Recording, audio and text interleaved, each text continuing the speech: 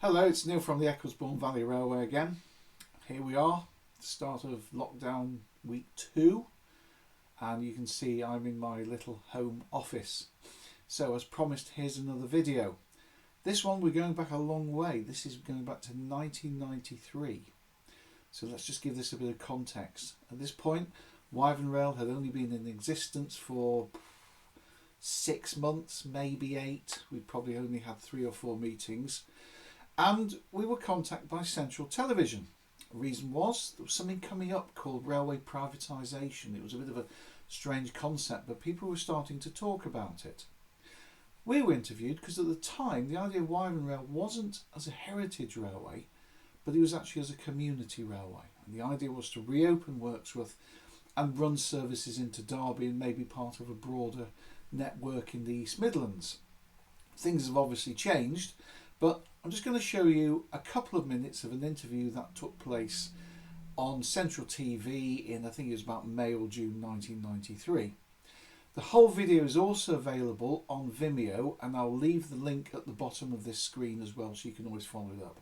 But it's a little fascinating insight to how things were, crikey, 25, 26, 27 years ago. An awful lot of water's passed under the bridge, but hopefully there'll be a lot more to follow. Enjoy the little video, stay safe, and keep watching the videos that we're putting out for you. Bye-bye. Top of their list is the redundant line from Duffield, just north of Derby, to Wirksworth.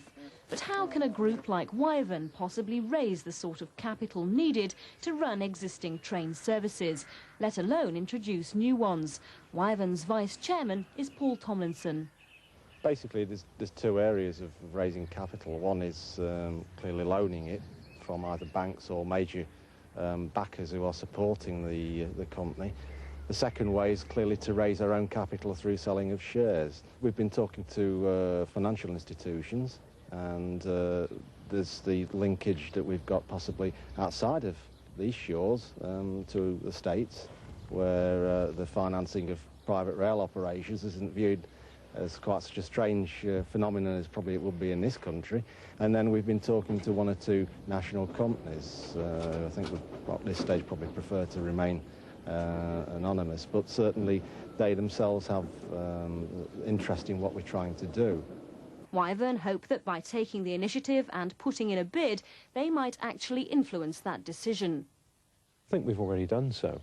The news that the central region is going to be franchised, but the form of that franchise is not yet known, gives us great encouragement.